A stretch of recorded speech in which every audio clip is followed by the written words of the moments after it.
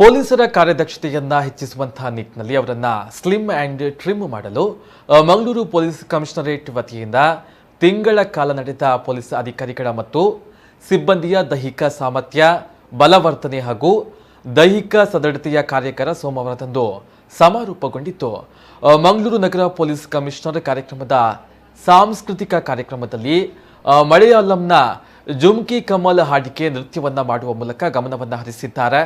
ಮಂಗಳೂರು ನಗರ police commissioner N Shashikumar ಮತ್ತು ಕಾನೂನು ಮತ್ತು ಸುವ್ಯವಸ್ಥೆ ಡಿಸಿಪಿ ಹರಿರಾಮ್ ಶಂಕರ್ ತುಳು ಚಿತ್ರ ನಟ ಪೃಥ್ವಿ ಅಂಬರ್ ಜೊತೆಗೆ ಹಾಗೂ ಇತರೆ ಪೊಲೀಸ್ ಸಿಬ್ಬಂದಿಗಳ ಜೊತೆಗೆ ಡ್ಯಾನ್ಸ್ ಅನ್ನ ಮಾಡಿದ್ದಾರೆ.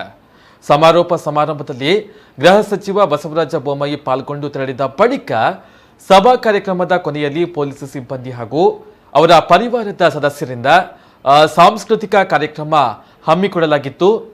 ಈ ಸಂದರ್ಭ ಖುದ್ದು ಕಮಿಷನರ್ ಮತ್ತು ಡಿಸಿಪಿ ತಾವು ಧರಿಸಿದಂತಹ ಪೊಲೀಸ್ ದಿರಿಸಿನಲ್ಲೇ ಡ್ಯಾನ್ಸ್ ಅನ್ನ ಮಾಡಿ ಗಮನ ಸೆಳೆದರು. ಇವರಿಬ್ಬರ ಡ್ಯಾನ್ಸ್ ಕಂಡು ಎಲ್ಲರೂ ಮೂಕ ವಿಸ್ಮಿತರಾದರು.